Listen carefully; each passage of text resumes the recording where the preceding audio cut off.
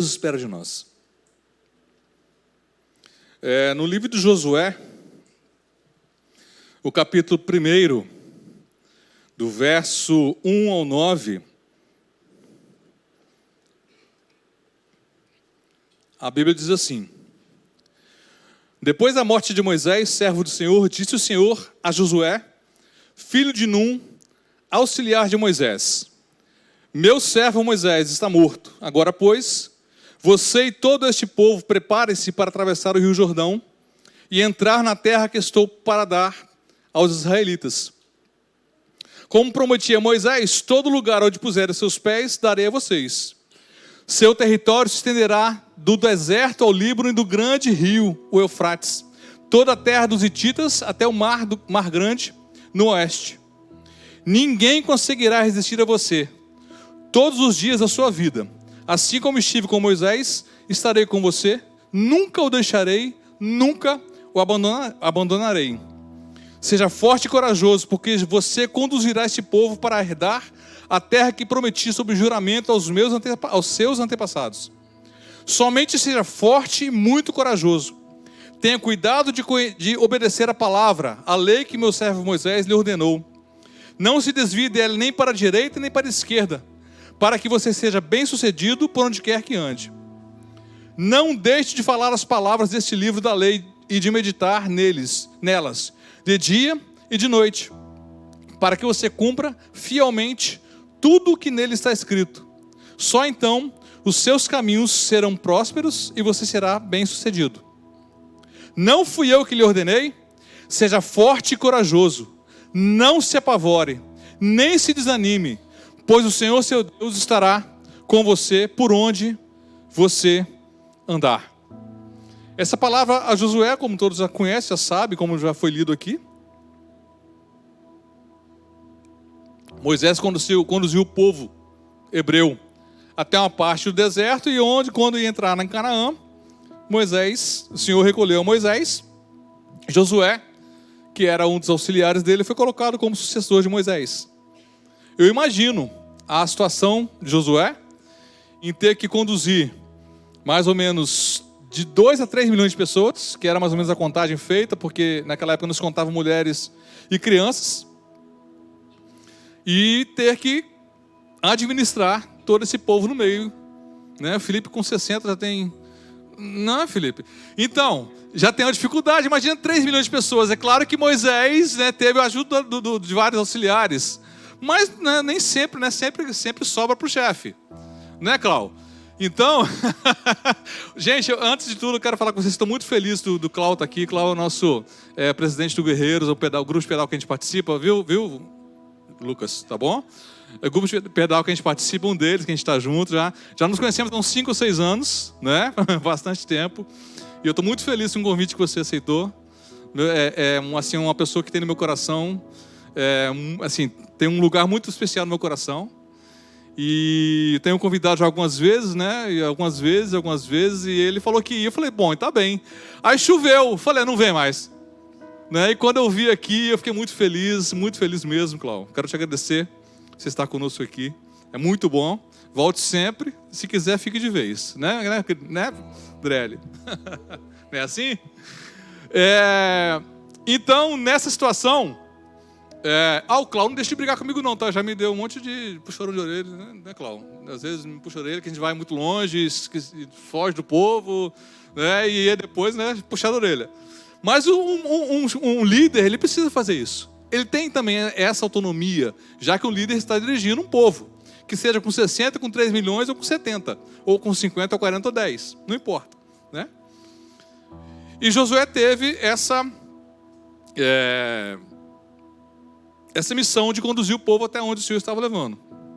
Então, olha só, nossas vidas são feitas de desafios, de lutas e também de muitas conquistas, que nos fazem passar por diversas situações, que nos colocam em um modo até de sobrevivência, porque senão nunca vamos conseguir sobreviver a um dia sequer. E isto não é privilégio de uma pessoa só. Todos estamos inseridos em uma perspectiva de conquistas, de buscas, de pertencimento, de sentimentos bons ou maus, de sensações, de fantasias e também de muitas decepções. Quem nunca se deparou com uma situação que estava totalmente confiante e de uma hora para outra tudo deu errado? Expectativas foram criadas e embarcamos em muitos cenários possíveis e de repente tudo desaba. Já não é mais aquilo que tínhamos desenhado. É muito ruim, né? Eu não sei se o Fred vai conseguir colocar as fotos. Consegue para mim, Fred? Vamos ver se alguém se identifica aí. Essa é uma das fotos que eu tirei. Ela aí foi na Praia do Morro, o dia que eu fui para Marataízes, né? Eu relatei a igreja, passei na igreja, tudo. Eu não vou falar com vocês do que eu fiz nessa minha ida a Marataízes. Por que eu estou mostrando as fotos? Porque logo depois eu vou discorrer com vocês algumas coisas sobre isso. Porque nesse dia, eu achei que eu ia fazer um passeio, passar um dia em Marataízes e voltar no outro dia, tranquilo. E durante esse caminho, o Senhor foi ministrando algo no meu coração durante todo o caminho. Foi uma experiência absurda que eu tive com o Senhor. E eu pude ver a manifestar no Senhor, em minha vida, aquilo que o Senhor estava tentando falar comigo. E várias coisas foram sendo tratadas, né, durante... Eu saí de casa às 6 horas da manhã, cheguei lá às 4:30 da tarde. Então, durante todo esse percurso, o Senhor veio falando no meu coração. E a gente se depara, às vezes, com algumas situações que a gente não está preparado para poder passar. E uma das coisas que eu passei nessa ida, aqui foi na Ponte da Madalena, onde eu quero levar o Lucas, mas não consegui até hoje. E a Vanessa também. E Felipe também. Então, olha só. Então, uma das coisas que eu aqui já na Ponte da Madalena eu percebi é que eu pegaria, claro, um vento sul de mais ou menos uns 13 km por hora. Exatamente isso que eu passei. Quando eu cheguei na Ponte da Madalena, eu fiz exatamente essa expressão. Eu falei, vou sofrer. Vou sofrer. Então, o que acontece? A gente, às vezes, não está preparado para passar por situações que a gente planeja. Às vezes, a gente planeja algumas coisas e elas não vão conseguir ser realizadas dessa forma. E de uma outra forma também, nós achamos que as nossas capacidades são suficientes para a gente realizar algumas coisas. E por muitas vezes, realmente, as nossas capacidades são suficientes. Mas em alguns momentos, a gente acha que isso é tudo. Que isso é tudo. Só que nem sempre, e não vai ser sempre assim. Quando nos deparamos com os personagens da Bíblia, a nossa expectativa é a nossa expectativa é de sempre encontrarmos pessoas com alta capacidade intelectual, o que não é mentira. Homens totalmente preparados para, se necessário, ir a uma batalha. Também mulheres que estão acima da média, com relacionamentos perfeitos, maridos super-homens, mesmo sem capa. Mas vamos fazer um passeio pela história de alguns, para que possamos entender, ou pelo menos ter noção do que vai ser tratado hoje aqui. Moisés foi o homem escolhido por Deus para ser o resgatador. Aquele que tiraria o povo hebreu da tirania do Egito, que livraria o povo da escravidão que foi imposta para que não houvesse supremacia sobre o povo de Faraó. Pedro, mais um pouquinho de retorno para a por favor. No livro de Êxodo, capítulo 2, do 11 ao 15, diz assim: certo dia, sendo Moisés já adulto, foi ao lugar onde estavam os seus irmãos hebreus e observou o trabalho pesado que realizavam. Viu também o egípcio espancando um de seus irmãos hebreus. Depois de olhar para todos os lados e não ver ninguém, matou o egípcio e o escondeu na areia. No dia seguinte saiu e viu 2 hebreus brigando. Então perguntou ao agressor: por que você está espancando seu companheiro? O homem respondeu: quem nomeou líder e juiz sobre nós? Quer matar-me como matou o Egito? Moisés teve medo e não pensou, e pensou: com certeza, o que fiz já foi descoberto.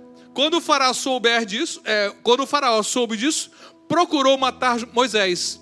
Mas este fugiu de Faraó e foi morar na terra de Midian. Ali se assentou à beira de um poço. Bom, aí depois a história ela se estende. Se formos reparar no texto, o homem que seria escolhido para ser o Cristo, o resgatador do povo hebreu, matou um homem e enterrou na areia. E simplesmente ficou calado, mantendo tudo em segredo. Até ser delatado e ele mesmo por um e ser delatado a ele mesmo por um do seu povo. Aí o bicho pegou, né? Observe que o homem natural, Moisés, desfrutando de uma posição de filho adotivo da filha de Faraó, achou que estava acima de qualquer suspeita e não passaria por nenhum julgamento. Afinal, era palaciano, morava com o Faraó. Mas não para por aí. Olha só. Moisés tinha toda a possibilidade de ser um possível Faraó. A gente não sabe, né? Um si. Mas estava dentro do palácio de Faraó. Ele vivia, comia da comida de Faraó. Ele tinha os estudos que o povo que vivia dentro do palácio tinha também. Ele era preparado para ser um grande líder. Moisés foi preparado para ser um grande líder. Moisés foi preparado para ser, de repente, um primeiro-ministro do Faraó. A gente não sabe. Mas em algum momento Moisés poderia alçar alguma autoridade dentro do palácio. E ele tinha capacidade para isso. Mas num momento de fraqueza, ele viu um dos seus sendo espancado, ele quis se vingar e matou esse egípcio. Mas Deus não separou esse homem para ser aquele que seria o resgatador? Vamos lá. Êxodo 4, 1 ao 17.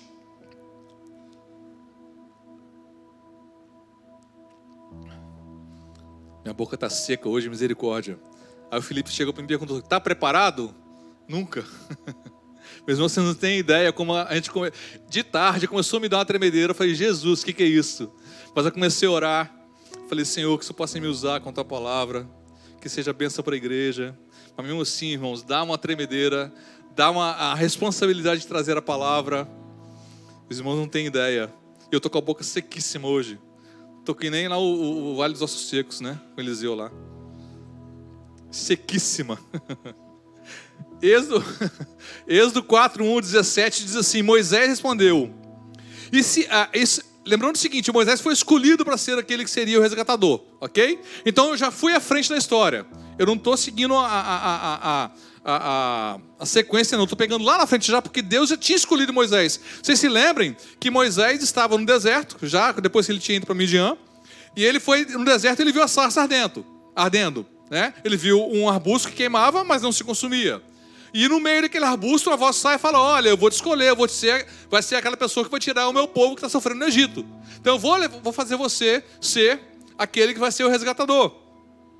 E lá em Êxodo 4, 1, 17 diz assim: Moisés respondeu a Deus: e se eles não acreditarem em mim, nem quiserem me ouvir e disserem: o Senhor não lhe apareceu?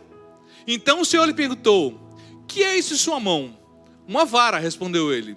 Disse o Senhor: jogue-a ao chão. Moisés jogou-a, ela se transformou numa serpente, Moisés fugiu dela. Ou seja, Deus fez algo de extraordinário e Moisés ficou com medo, uma serpente. Mas o Senhor lhe disse: estenda a mão e pegue-a pela cauda. Moisés estendeu a mão e pegou a serpente, e esta se transformou na vara em sua mão.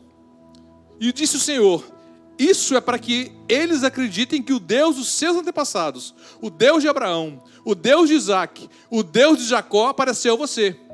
Disse-lhe mais o Senhor: coloque a mão no peito. Moisés obedeceu, e quando retirou, estava leprosa, parecia neve. Ordenou-lhe depois: agora coloca novamente a mão no peito. Moisés tornou a pôr a mão no peito, e quando a tirou, ela estava novamente como o restante da pele. Prosseguiu o Senhor: se eles não acreditarem em você, nem derem atenção ao primeiro sinal miraculoso, acreditarão no segundo. E se ainda não acreditarem nesses dois sinais, nem lhe derem ouvidos, e tire um pouco da água do Nilo, e derrame em terra seca.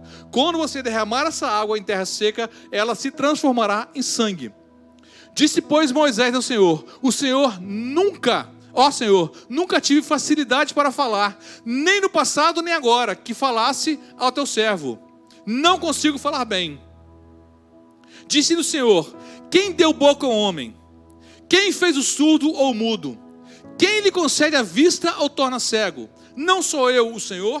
Agora, pois, vá, e eu estarei com você, ensinando-lhe o que dizer. Respondeu-lhe, pois, Moisés: Senhor, peço que te envies outra pessoa. Então o Senhor se irou com Moisés e lhe disse: você não tem o irmão Arão, o levita? Eu sei que ele fala bem, e ele já está vindo ao seu encontro e se alegrará ao vê-lo. Você falará com ele e ele lhe dirá o que deve dizer. E eu estarei com vocês quando falarem e lhes direi o que fazer. Assim como Deus fala ao profeta, você falará ao seu irmão. E ele será o seu porta-voz diante do povo. E leve na mão esta vara. Com ela você fará sinais miraculosos. Então nesse momento aqui Deus fala com Moisés: olha, faça o que eu estou te falando. As coisas vão acontecer. Aqui está explícito que Deus não estava importando como estava Moisés ou com a capacidade que ele era dotado. Claro que em nenhum momento Deus desprezou o contexto de Moisés, mas não dependia de Moisés para que as coisas acontecessem. E mesmo assim ainda havia a vontade divina que tudo viesse a acontecer. No texto de Josué, a afirmação de Deus dá um panorama de que quem estava no controle era Deus. Quando Josué teve dificuldade, porque ele viu que era uma quantidade enorme de pessoas para administrar aquilo tudo, para ser além do líder administrativo, ser o líder espiritual daquele povo, ele tremeu no coração, porque Deus conhece o coração do homem. E ele disse o quê? Não temas, crê somente. Quando Deus fala com Moisés aqui, Moisés quis dar um de João sem braço, né? Mas eu falo mal, eu não sei falar. Rapaz, eu estou dizendo que você vai. E mesmo que você tenha dificuldade, eu vou colocar quem te ajude.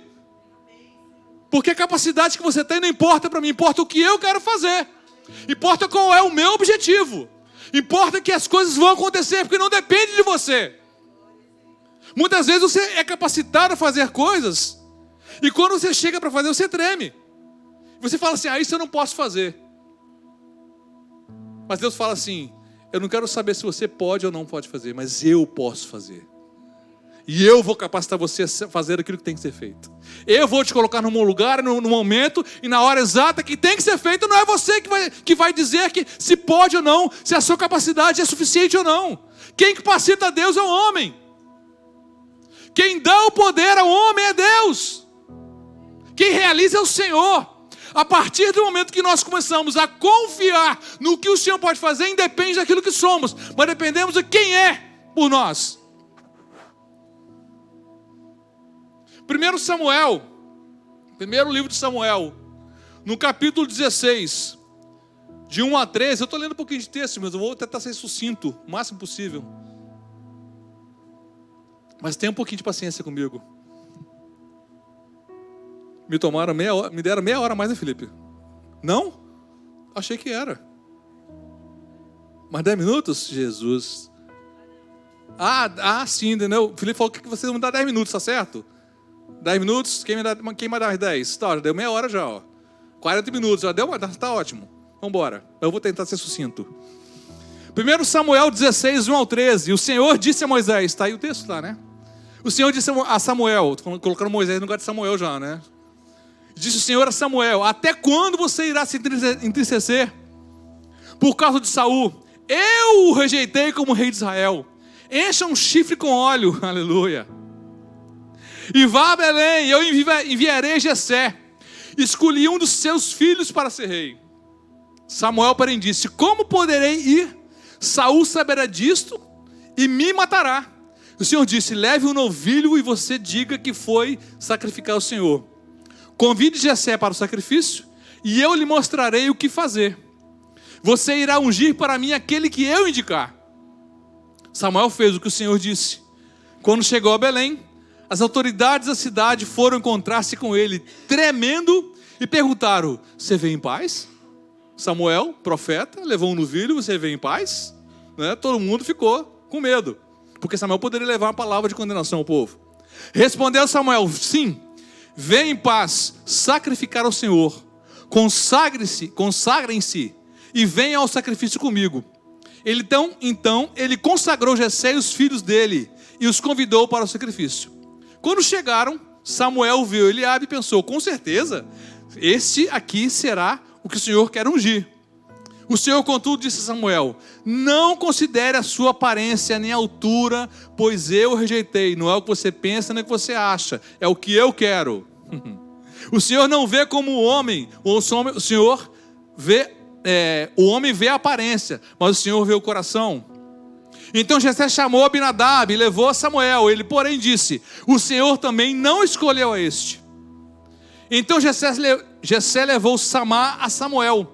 Mas este disse: também não foi este que o Senhor escolheu. Jessé levou a Samuel 7 dos seus filhos. Mas Samuel disse: o Senhor não escolheu nenhum desses. Então perguntou Jessé: estes são todos os filhos que você tem? Jessé respondeu: ainda tenho um caçula, mas ele está cuidando das ovelhas. Samuel disse: traga-o aqui, para nos sentarmos para comer até que ele chegue. Então Jessé mandou chamá-lo e ele veio. Ele era ruivo, de belos olhos e boa aparência. Então o Senhor disse a Samuel: é este, levante-se e unja.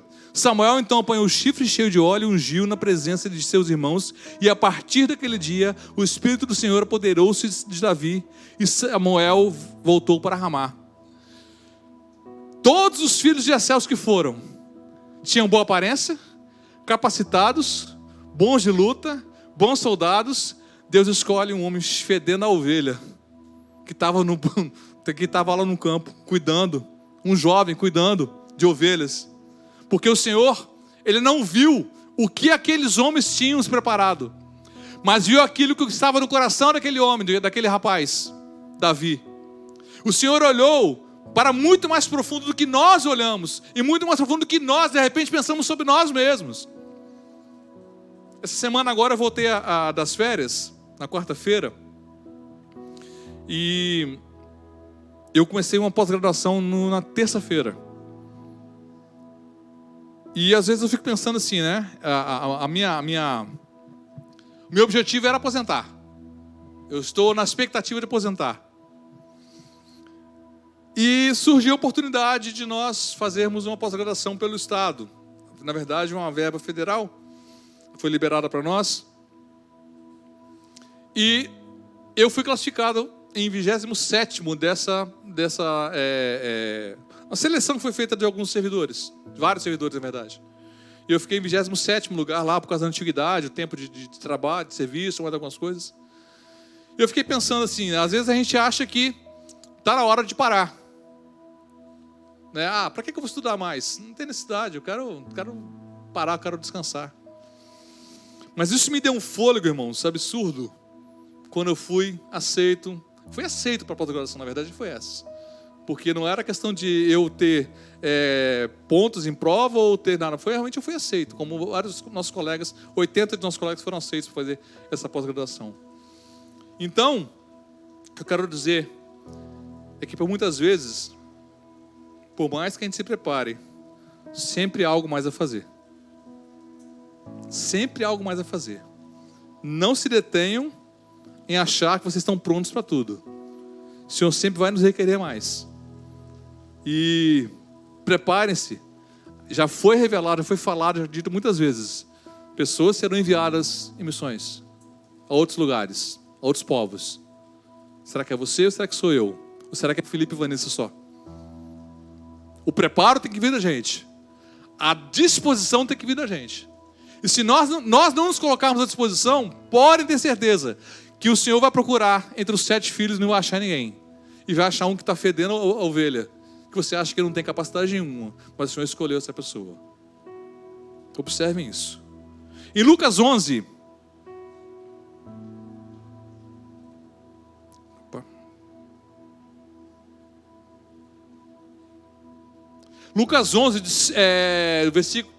Lucas 5, de 1 a 11 diz assim. Tá aí? Lucas 5, de 1 a 11, ok. Certo dia, Jesus estava perto do lago de Genezaré, e uma multidão o comprimia de todos os lados para ouvir a palavra de Deus. Viu à beira do lago 2 barcos deixados ali pelos pescadores que estavam levando as suas redes.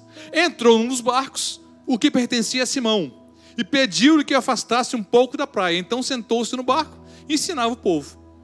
Tendo acabado de falar, disse a Simão: vá para onde as águas são mais fundas, e a todos lancem as redes para a pesca. Simão respondeu: mestre, esforçamo-nos a noite inteira, não pegamos nada, mas porque tu és quem está dizendo isto, vou lançar as redes. Quando fizeram, pegaram tal quantidade de peixes que as redes começaram a rasgar-se. Então fizeram sinais a seus companheiros no outro barco, para que viessem ajudá-lo, e eles vieram e encheram ambos os barcos, a ponto de quase começar a afundar.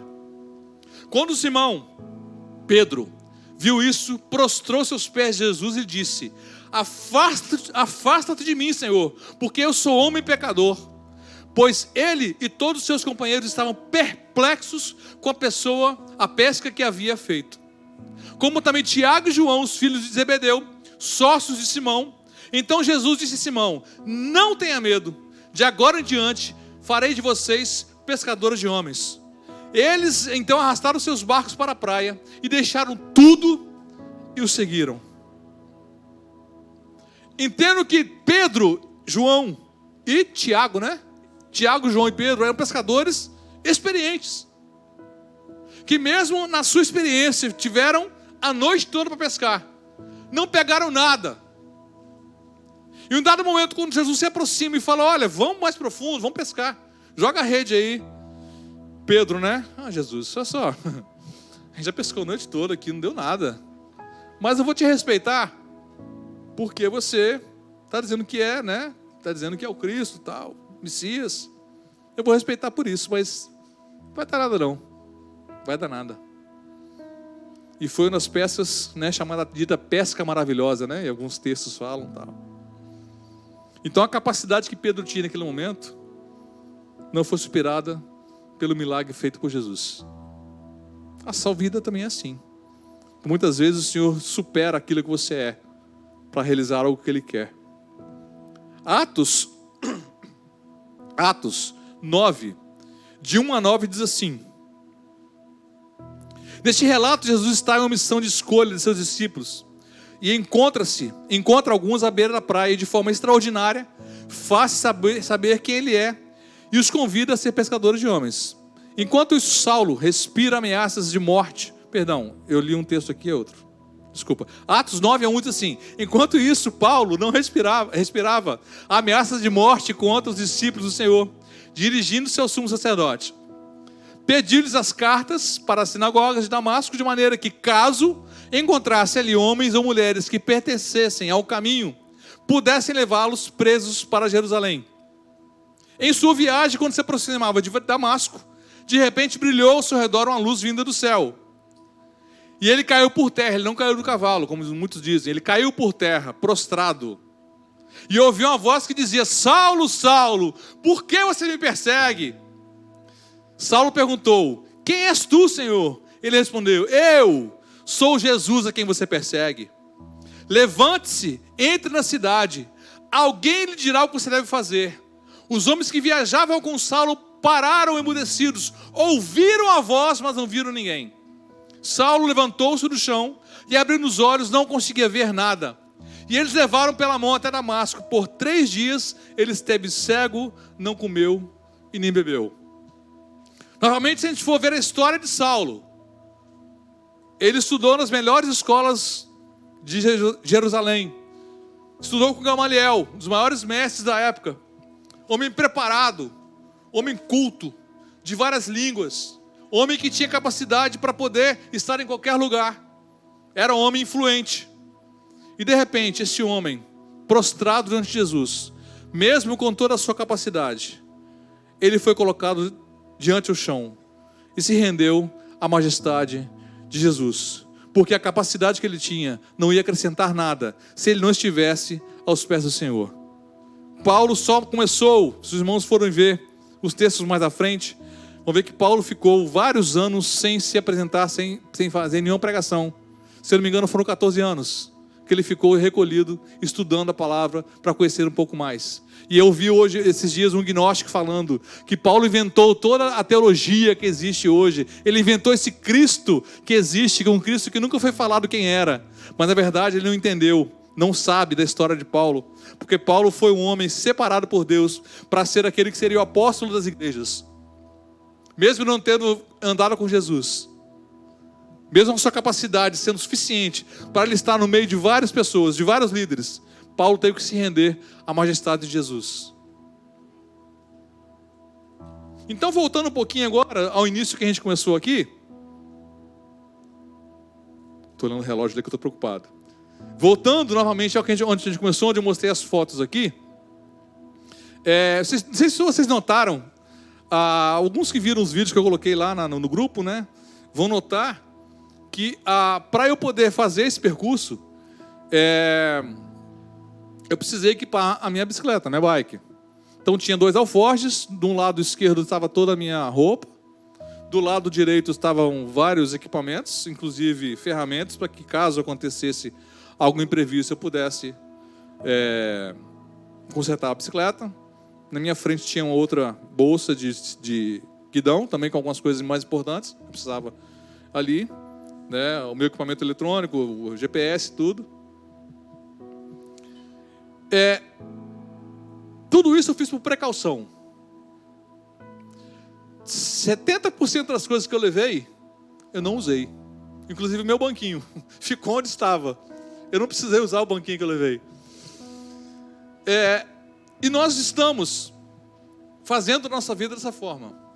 Aí eu vou me preparar porque eu posso, de repente, alçar ou conquistar algum cargo público fazendo um concurso. Eu não estou dizendo que não façam isso, entendam, vou explicar a vocês. Às vezes nós estamos tão preocupados em colocar as coisas para poder funcionar, porque realmente é o nosso papel fazer isso, né? O nosso papel como pais de família, como provedores, é não deixar faltar um gás, é não deixar que a comida acabe durante o mês, é preocupar se a saúde está bem dos filhos, da família. Esse é o nosso papel. Essa é a missão que um pai de família tem. E o que acontece é que muitas vezes nós nos preparamos tanto e nem sempre as nossas programações elas se realizam, porque tem muitas coisas que não dependem da gente. Por exemplo, uma das coisas que eu não esperava, na verdade eu esperava o contrário, eu esperava pegar um vento nordeste para ir para Marataízes e voltar com o vento nordeste na frente. Mas pelo contrário, eu peguei um vento sul absurdo. E eu não preparei isso, eu não programei isso. Na verdade, isso não foi uma surpresa que aconteceu para mim. E durante a nossa caminhada com o Senhor, por muitas vezes, como eu também já fiz, eu planejei muitas coisas. Eu vislumbrei muitas coisas. E eu digo aos irmãos que muitas coisas daquelas que eu vislumbrei não aconteceram. Porque nem sempre aquilo que nós queremos é o que o Senhor quer para nós. Nem sempre a missão que nós temos para nós é aquilo que o Senhor quer, porque Ele está no controle das coisas. Ele que domina, como Ele falou para Moisés, não sou eu que dou a voz a você, não sou eu que dou a vista ao que é cego, não sou eu que criei as coisas. As nossas prevenções, as nossas previsões, nem sempre elas fazem as coisas acontecerem, porque elas não são suficientes, porque nós não temos o domínio, nós não temos condições de prever o nosso futuro. Nós precisamos depositar as nossas vidas diante do Senhor. E sim, nos preparar os cursos, fazer nossos cursos, fazer nossas preparações, ter todo um arcabouço para que, naquele momento em que o Senhor nos colocar na posição, aquilo que nós nos preparamos, o Senhor nos faça, né? Usar essas habilidades para que o reino venha a ser pregado. Para que a salvação venha a ser pregada. Mas nem sempre isso é o suficiente. Porque primeiro, nós temos que confiar no Senhor. Que Ele tem a capacidade de fazer muito mais além daquilo que nós pensamos ou imaginamos. Eu fui me formar como administrador aos 36 anos de idade. E não sabia por que eu tinha feito aquele curso, sinceramente. Mas eu sabia. E eu só tive certeza daquilo que o Senhor tinha realizado para mim naquele curso, que eu terminei em 2006. Bastante tempo.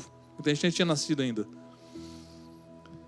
Que esse curso serviu para que eu estivesse no lugar onde estou hoje empregado. Hoje eu entendo. Porque eu achei que eu estava me capacitando para ser um bom gerente do banco, para ser aquele que seria o destaque. E depois eu vi que não serviu para nada. Só depois eu fui entender o que você tinha feito. Porque Ele nos coloca no lugar que Ele quer, na hora que Ele quer, na forma que Ele quer. E não na forma que nós queremos. E aí eu disse para os irmãos que o Senhor foi ministrando algumas coisas no meu coração.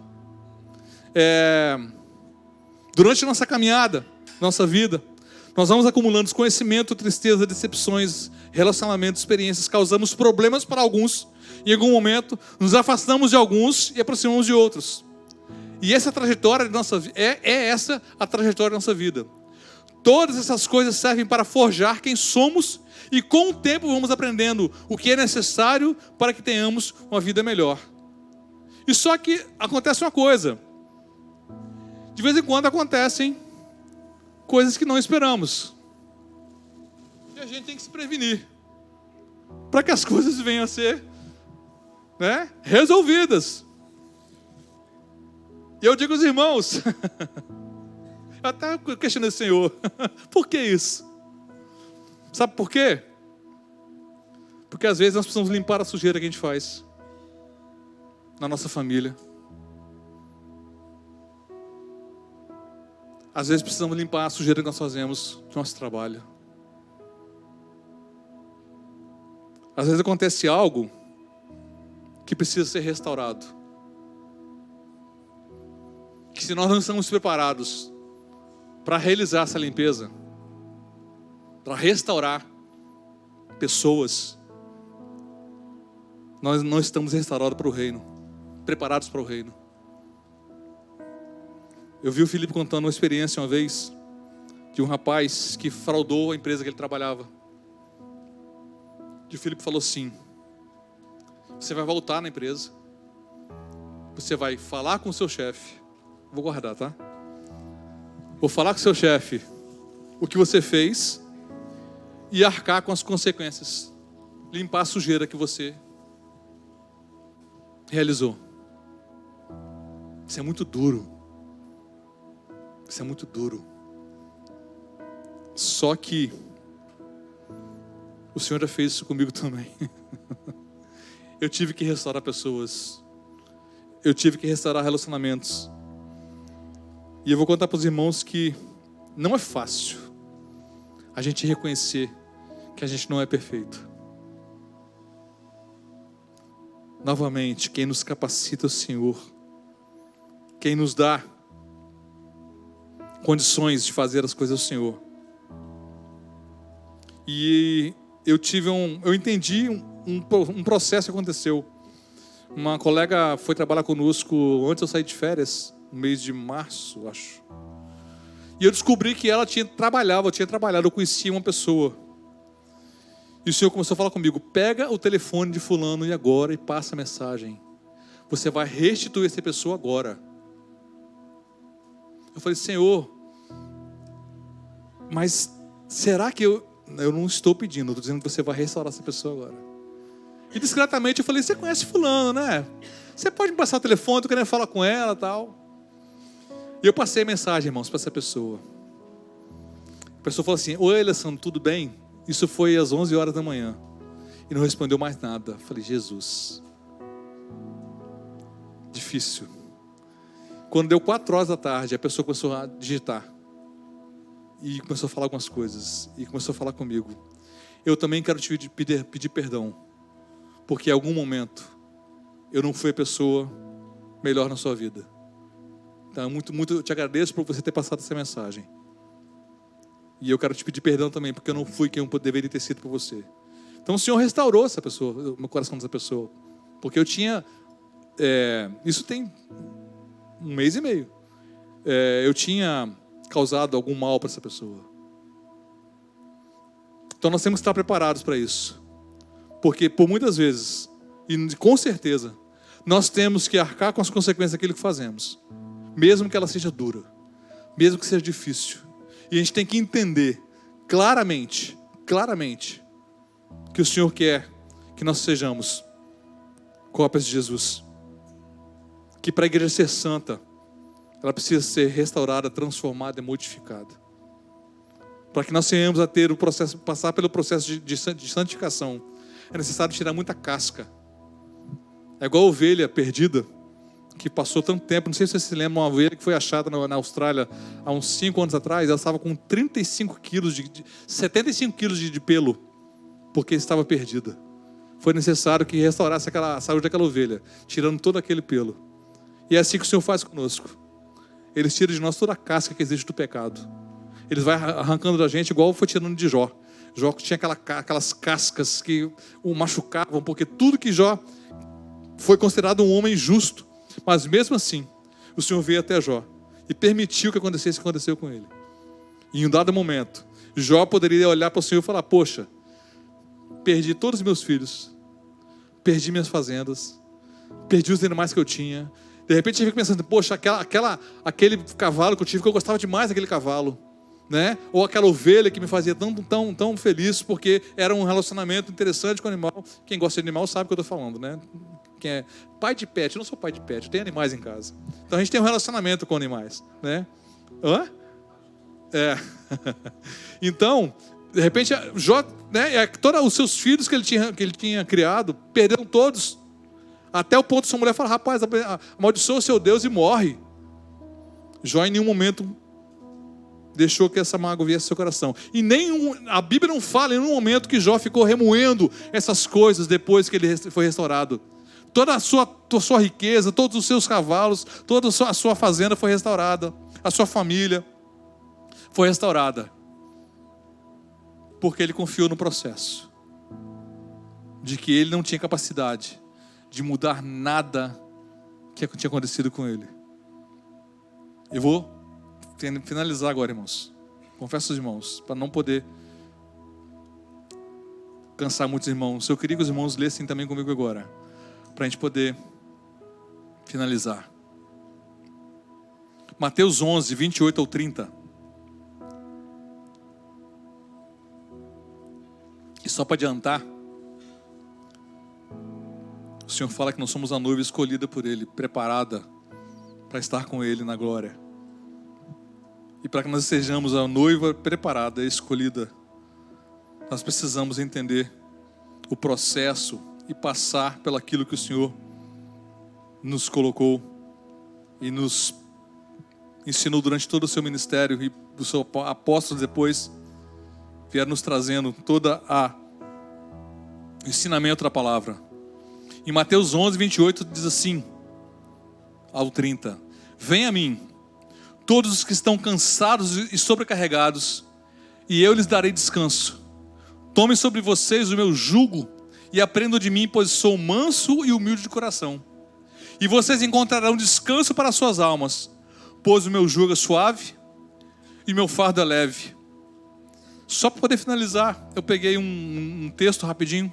Diz assim: a expressão pode significar que ao confiar em Jesus e a seguir seus ensinamentos, podemos encontrar alívio para nossas dificuldades e responsabilidades. Podemos dizer isso aqui, que nós teríamos aflições nesse mundo. Já recordam? Porque é exatamente assim. As aflições vêm. Irmãos, o nosso passado, ele não se apaga da nossa mente. Ele não se apaga da nossa mente do que fizemos. O que tem que valer é que nós somos a partir do entendimento do senhorio de Jesus em nossas vidas. Por muitas vezes eu me pego, por muitas vezes sendo cobrado por mim mesmo, por coisas que fiz no passado. Mas depois eu viro o Senhor e falo: Senhor, disso tudo já me arrependi. Então só quem me acusa é o inimigo. E eu mesmo me acuso. Então, em nome de Jesus, que você entenda que o passado que você teve não pode delimitar o seu futuro nem o seu presente. Você tem que entender que a transformação que o Senhor faz na sua vida, ela é permanente. Ela é permanente. O Senhor fala que Ele esquece os nossos pecados e joga no mar de esquecimento. Nós é que lembramos, irmãos. Nós é que lembramos. Nós não temos que nos condenar por aquilo que fizemos, mas nós temos que vislumbrar a glória que vamos ter junto com o Senhor. Porque o que o nosso coração, a nossa mente e o nosso acusador vem trazer é que tudo que fizemos nos condena para que nós venhamos a ir para o inferno. Mas a partir da libertação vinda de Jesus Cristo, no sangue que fluiu da cruz, vem a transformação. E assim, nós vamos herdar aquilo que o Senhor nos deu, que é a vida eterna e vida e abundância. A frase reflete o conflito de Jesus, o convite, de Jesus a todos que se sentem cansados e oprimidos a se aproximarem dele e encontrar descanso na sua graça. A mensagem de Jesus é que o seu jugo é suave e o seu fardo é leve, indicando que a vida com ele é um caminho de paz e alívio, mesmo diante das dificuldades. A frase também pode ser entendida como um convite a aprender com a humildade a mansidão de Jesus, que nos ensina a descansar em Deus e confiar na sua providência. E eu quero encerrar, que eu gostaria de ver se a Vanessa e os meninos pudessem me ajudar. Eu estava com a música na cabeça já há alguns dias, algumas semanas. E eu pedi a Vanessa se fosse possível nós ministrarmos, cantarmos essa música. Pelo que eu estava pesquisando, a música é bem antiga do David Keelan. Desde, acho que 97, 2000, uma coisa assim, bem antiga, essa música. E essa música fala sobre exatamente essa ligação que nós temos com o Senhor. Essa esperança da volta do Senhor. E que nós encontraremos com Ele nos céus, como noiva que o Senhor nos preparou para estar com Ele. Aleluia.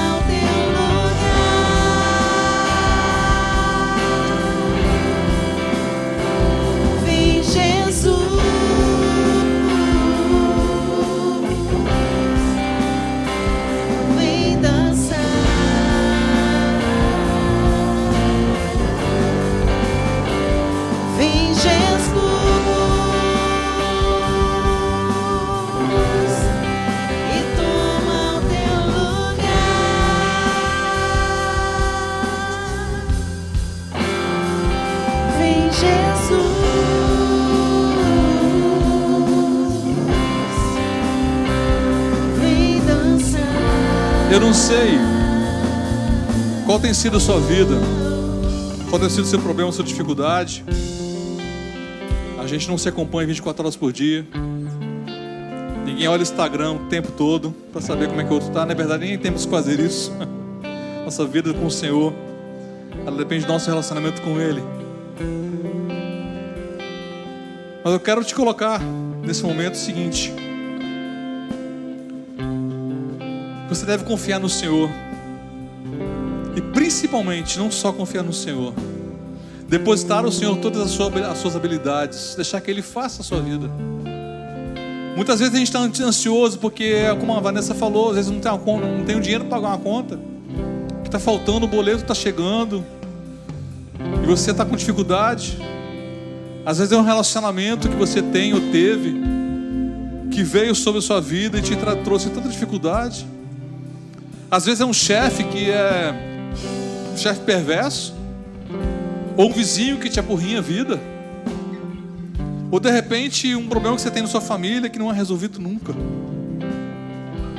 ou de repente uma tristeza que você carrega que você não consegue de forma alguma entender porquê. Seu coração está o tempo todo angustiado, e você fala assim: poxa, eu estudo tanto, eu leio tanto, eu procuro saber tanto sobre tantas coisas, e nada disso te resolve. Às vezes você não tem chances no seu trabalho, mesmo você sendo capacitado, mesmo você tendo cursos, tendo várias coisas, várias capacitações, congressos, conclaves, é que seja, e mesmo assim você não chega a lugar nenhum. O que o Senhor quer de você não é saber o que você é. O texto diz que no início eu falei: o que Deus espera de nós? Nada. Porque quem fez foi Ele. Quem morreu na cruz foi Jesus. Quem deu vida eterna foi Jesus. Não foi porque você um dia aceitou, ou porque um dia você veio à frente, ou porque um dia você ministrou que as coisas se transformaram. Não, foi porque um dia Deus resolveu trazer Jesus à vida da terra, para que os nossos pecados fossem perdoados, para que as nossas dificuldades fossem depositadas nele, que o fardo dele é leve, para aquilo que te levava ao pecado deixasse de ser sobre suas cabeças, sobre seus ombros. Que a partir desse momento em que Jesus morreu na cruz, tudo aquilo que foi necessário fazer para que a vida eterna fosse instalada no mundo, ou sobre sua vida, foi por Jesus. Não foram os seus cursos, não foi seu conhecimento, não foi nada disso, não foi sua capacidade. Você não é capaz de mudar 1 centímetro da sua vida, nem 1 segundo você consegue acrescentar, porque o Senhor quem tem controle sobre as coisas. Como Ele disse a Moisés: quem faz o homem falar, quem coloca as palavras na boca sou eu. Quem faz o homem ver sou eu. Quem faz o homem cego ver sou eu. Quem faz o surdo ouvir sou eu. Quem tem capacidade é o Senhor. E por mais que você tenha tantas e tantas capacidades, cursos e mais cursos, se a sua fé está depositada em você, eu quero dizer que você é um perdedor. Mas a partir do momento que você confia no Senhor, você deposita nele todos esse arcabouço que você tem de habilidades, de conhecimento, o Senhor vai utilizar para que o reino dele seja expandido, para que a palavra dele seja expandida, para que aqueles que não conhecem ainda ao Senhor como Salvador, que através das suas habilidades, aquilo que o Senhor preparou e colocou para você, aí sim você vai ser usado pelo Senhor como instrumento. Porque você não comanda o que você faz. Ah, que é isso, Alessandro? Você está dizendo que eu sou um escravo? Não, nós nos tornamos servos do Senhor, porque nós aceitamos assim, porque sabemos que só através dele é que as coisas funcionam. Nós entendemos isso. Nós temos o Senhor Jesus realmente como nosso Kyrios, como nosso Senhor.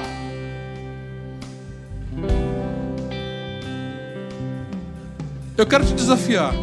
Você não precisa vir à frente, mas a partir de hoje, deposite diante do Senhor sua vida. Se você não fez isso ainda, se Se você tem algum conflito ainda que você ainda não consegue deixar que o Senhor faça na sua vida, que a partir de hoje, você faça isso antes de dormir. Ou não espera nem chegar em casa, já faz isso hoje. Chama alguém aqui no meio da igreja, pede para orar por você. Olha, eu preciso ser transformado. Eu preciso de transformação na minha vida, porque eu não consigo confiar no Senhor totalmente. O Senhor quer fazer da sua vida uma vida de bênção, mas para as pessoas. Hoje está muito em voga, já há algum tempo está em voga a questão do, o Cláudio sabe muito bem, sabe que nós tivemos tantas selfies, né, Cláudio? Nós já passamos todos os lugares, tivemos selfies e mais selfies e colocamos aqui. Mas sabe, o único momento em que nós conseguimos ver a nossa face é quando estamos diante do espelho. Porque o Senhor nos criou para servir. O Senhor nos criou para nós sermos vistos pelas pessoas. E nós precisamos mostrar não a nossa identidade, mas a identidade de Cristo. Quando nós passarmos, nós não vamos estar com o espelho o tempo todo à nossa frente. Nós vamos estar com pessoas que precisam ver Jesus em nós, ser transformados pelo aquilo que o Senhor é em nós, e não pelo aquilo que nós somos. Que essa noite seja uma noite de transformação na sua vida. Que o Senhor tire de você todo esse egocentrismo, toda a sua empáfia. Que Ele transforme você num instrumento de bênção. Que me transforme num instrumento de bênção.